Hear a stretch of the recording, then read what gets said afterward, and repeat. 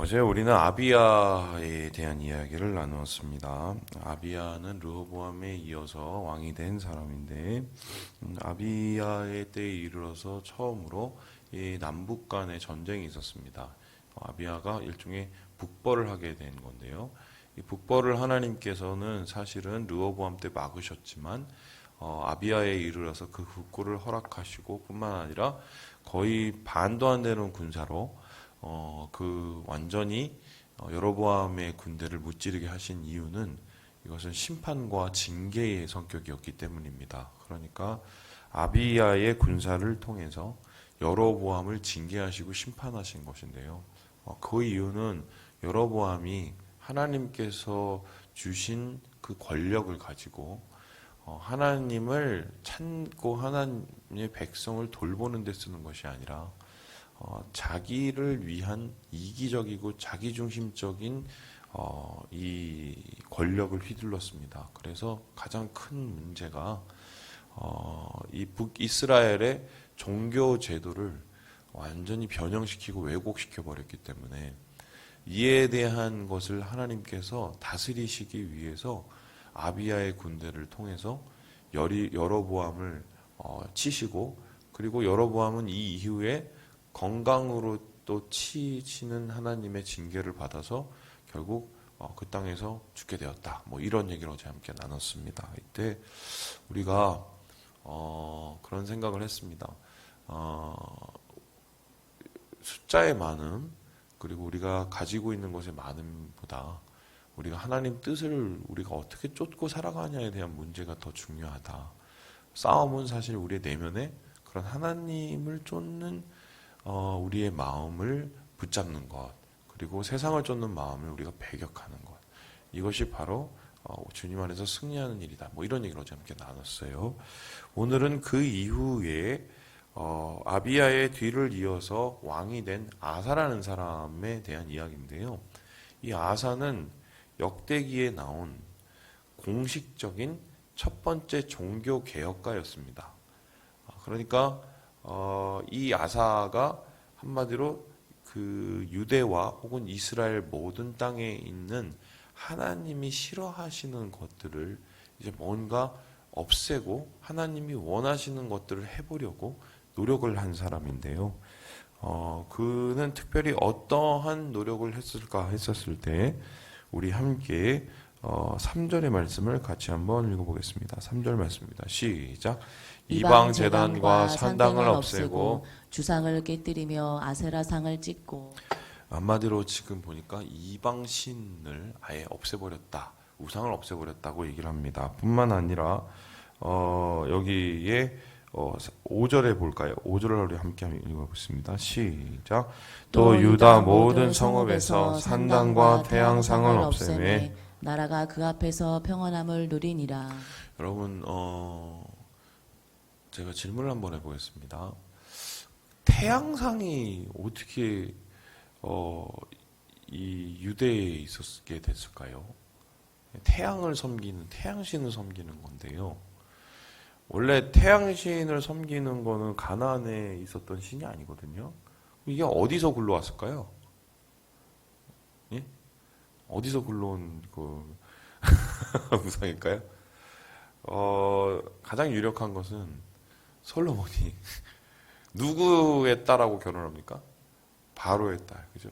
그럼 바로가 그때 궁전을 따로 이렇게 지어주죠. 바로의 딸을 위해서. 그때 그 이유가 뭐냐면 거룩함을 해하지 않기 위해서라고 하는데, 거룩함을 해하지 않기 위해서였다는 건 뭐냐면 바로의 딸이 오면서 그 태양 신도 같이 들고 온 거예요.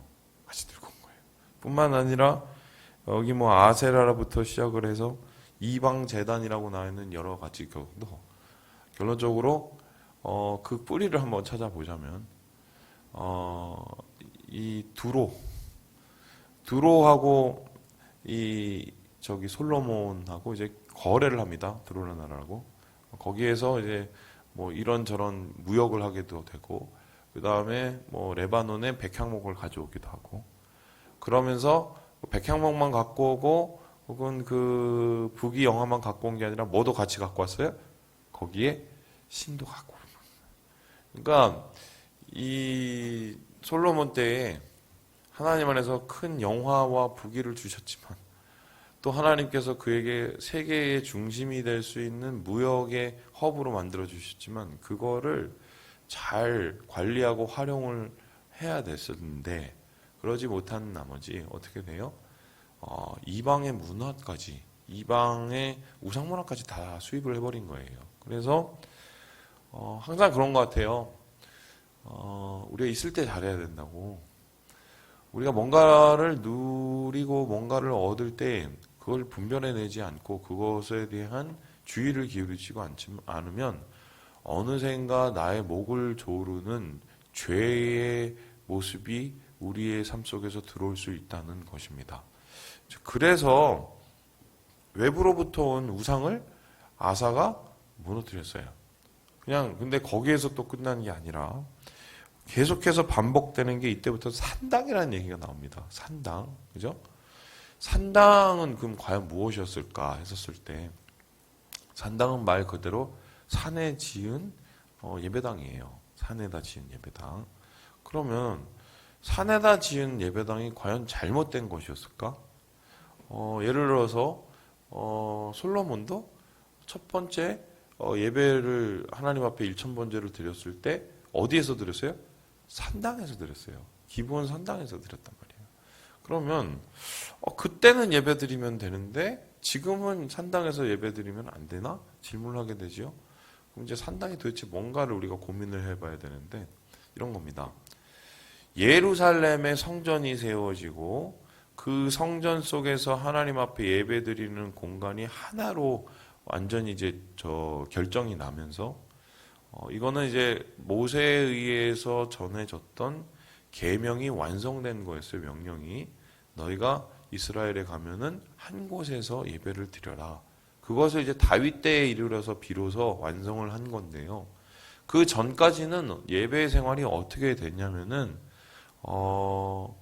이게 무슨 언약궤가 계속 블레셋으로 갔다가 막 한번 이래 본 적이 있어갖고 예배의 중심지가 사실 없어졌었어요. 그렇기 때문에 사람들이 하나님을 예배해야 되니까 과거에 아브라함이 예배했던 곳, 아니면 과거에 야곱이 예배했던 곳, 과거에 아니면 우리 조상들이 예배했던 곳을 찾아가서 뭐 길갈, 뭐 혹은 무슨 뭐 갈멜, 뭐 이런 그래서 예배를 했단 말입니다. 세계. 그런데 그런 곳은 그때까지는 그나마 허용이 돼서요. 근데 하나님께서 이제는 그 예배 제도, 제사 제도를 하나로 만드시고 하늘로부터 임재한 주의 영광이 일어나서 그 예배의 불이 꺼지지 않게 하심을 통해서 이제 사람들은 하나님 앞에 함께 예배드려야 되는 상황이 되었단 말입니다. 그런데도 그렇게 만들어주신 하나님의 예배의 장소를 사람들이 기뻐하지 않는 사람들도 있었어요. 왜요? 불편하니까요. 그러니까 옛날에는 그냥 소, 양 이제 가지고 가서 그냥 자기 집 앞에 있는 산에 올라가고 하나님 앞에 드렸으면 됐단 말이에요. 그리고 뭐 그때는 그렇게 까다롭지도 않았단 말이에요. 그런데 이제는 소, 양, 뭐 이런 거, 염소 가지고 가서 어떻게 해요? 예루살렘까지 걸어가야 돼요. 그래서 거기서 그냥 또 뭐예요? 제사장의 또 검사를 맡아요. 이게 흠이 있는지 없는지. 그리고 그냥 뭐 자기 마음대로 죽이는 게 아니라 어떻게 해요? 그러한 예법과 제사법에 따라서 하나님 앞에 드리겠단 말이죠.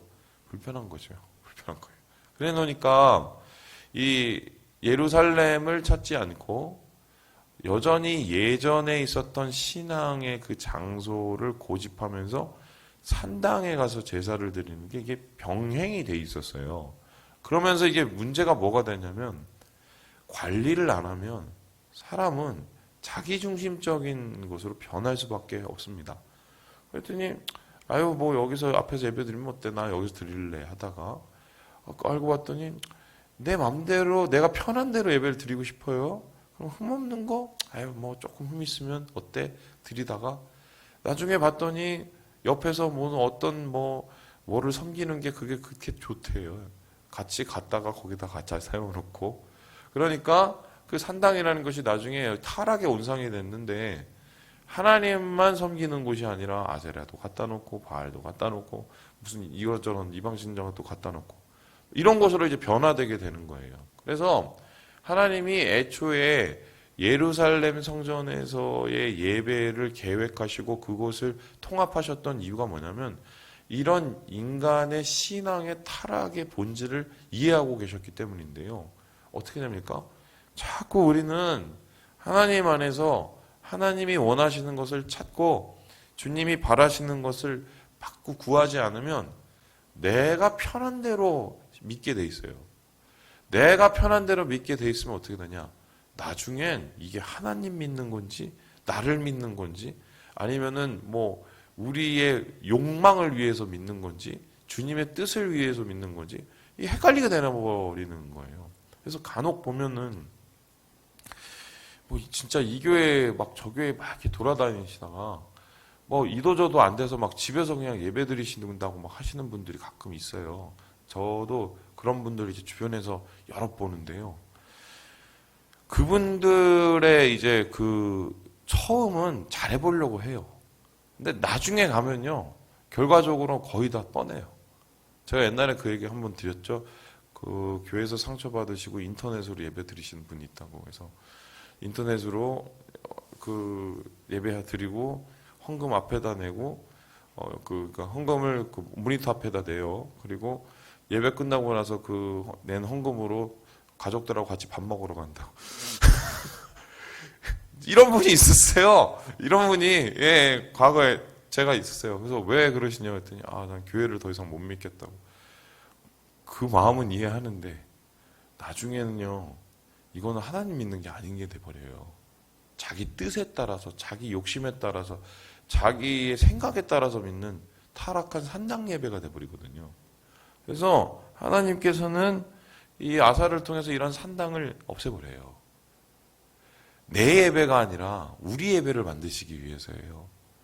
나를 위한 예배가 아니라 주를 위한 예배를 만들기 위해서 하나님께서는 이 아사를 통해서 전국 단위에 있는 타락한 산당과 전국 단위에 있는 그곳에 있는 이 타락한 우상 문화를 해체시키시고 하나님의 거룩한 제사장이 주님 앞에 나와서 한 마음으로 예배를 드리는 예루살렘 성전의 예배를 완성시켜 나가는 이 모습이 오늘 말씀 속에서 드러나게 됩니다.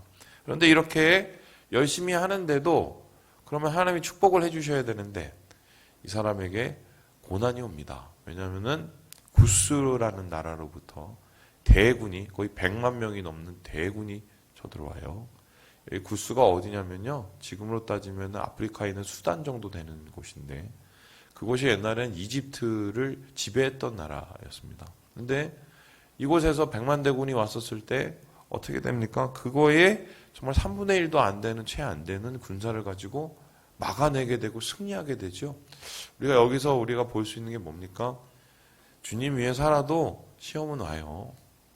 근데 그 시험을 우리가 믿음으로 이겨내면 주님의 샬롬이 옵니다. 평안이 옵니다. 그렇다면 이 아사는 이 믿음으로 어떻게 이 시험을 이겨냈을까 했었을 때 오늘 우리가 한 말씀을 읽어보게 됩니다. 우리 함께 우리 11절의 말씀을 같이 한번 읽고 마무리해 보겠습니다. 11절입니다. 시작. 아사가 그의 하나님 여호와께 부르짖어 이르되 여호와여 힘이 강한 자와 약한 자 사이에는 주밖에 도와줄 리가 없사오니 우리 하나님 여호와여 우리를 도우소서. 우리가 주를 의지하오며 주의 이름을 의탁하옵고 이 많은 무리를 치러 왔나이다. 여호와여 주는 우리 하나님이시오니 원하간대 사람이 주를 이기지 못하게 하옵소서 하였더니 저는 이 말씀이 어제 되게 은혜가 되었습니다. 사람이 주를 이기지 못하게 하옵소서. 개혁이라는 건 내가 주님께 나아가고 내가 주님의 종이 되는 거예요. 주님께 돌아가는 게 개혁인데요. 주님께 돌아가는 발걸음을 이 아사가 하나님 앞에 올려드렸기 때문에 이렇게 얘기할 수 있는 거예요. 하나님, 저는 주님께 돌아가려고 애썼습니다. 부족하지만. 그런데 이렇게 힘든 상황을 겪었습니다. 사람이 우리를 힘들게 하는 상황. 하지만 하나님, 사람이 주님의 백성을 이기지 못하도록 사람이 주를 이기지 못하게 하옵소서. 이러고 하나님 앞에 부르짖었을 때 여러분이 하나님이시면 이 기도를 안 들으시겠어요? 이렇게 몸부림을 치고 주의 백성의 이 자존심을 세우고 하나님의 은혜를 바라보려고 이렇게 몸부림치는데 결론적으로 큰 대승을 거두고 대승과 동시에 얘네들이 노략을 하러 왔다가 노략질을 당하고 도망가요. 그래서 그 사람들이 남겨놓은 것들 뭐 다 전투기기였겠죠. 그걸 통해서 오히려 이 나라가 부강해지는 뭐 이런 말도 안 되는 일이 오늘 이 아사에게서 일어나게 된 것입니다. 자, 그렇다면 오늘 아사의 승리를 통해서 우리가 보게 되는 교훈이 무엇입니까? 내가 하나님 앞에 돌아가면 하나님은 나를 지키십니다. 어려움 가운데서 나를 보호하시고 어려움 가운데서도 하나님은 나를 인도하신다. 여러분 이거를 믿으시고요. 주님을 찾음으로 주의 승리를 누리시고 보호를 누리시는 오늘 하루 되시길 주님의 이름으로 축원합니다.